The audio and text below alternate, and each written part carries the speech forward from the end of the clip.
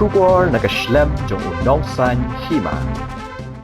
Superintendent of Police City uba Herbert Kharkongor hene kasngi habakren bat kik nong tho khubor habayade bat ka jingja ya uwe ukhna na sora ulai thu baki pulet kilayo ya ka FIR lingba ka shnong ha kabala kenno ba u Getwin jirwa ubadang khat khandai snam ka karta ulapin klumar shnong bat Byrngem ya uwe pat ukhna jong kate hi kathan USP ka city ula benrap da ka baong baka jing ujor ka bakiyo lengba ka FIR ka day na kalyang kasnong ki pulet kila lapru ba u Getwin ula Byrngem da ka ba ule Khlemakor ya ki Briew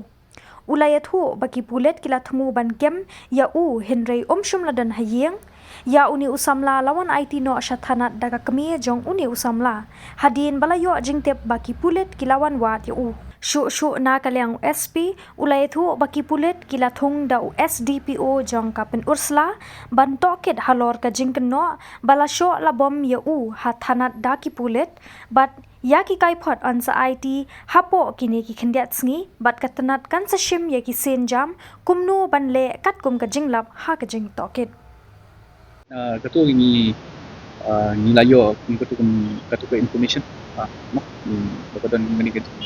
Miningkong layo ka PIR ng bakay nila. Layo ka PIR na kaliang deposyon. Nilang deposyon ng ito pila ay PIR sayo ko nama. Bago ang wala maris ng kita ng Byrngem ya uwi pat kena yung deposyon ng klan. Di hakata ka jing iyo yung iro kata ka PIR. Complain bang iyo ang deposyon ko ito tao yung Byrngem tao la private part yung iro same Byrngem no. Di kita kena dia kata ki number yung klan ko. Di hading katu kila awan ra ti setanat kila liwat ipu di sungiru mereka kata kesini tempat ke angka iu pada ngilayo hading katu kan isi la wanyalam na itu ni di u syapo kanat bat hading katu la kompai ni bat meden ngilayo su complain dalam ka speak ladan kita kan allegation do amba syasyo itu iu kanat pe halor kani SDPO jong ka islah namanya dia kan inquiry ataupun order jong general police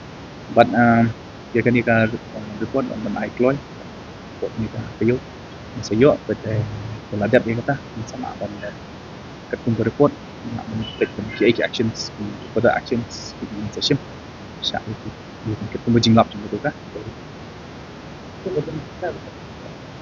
tidak ingat inquiry ngin sa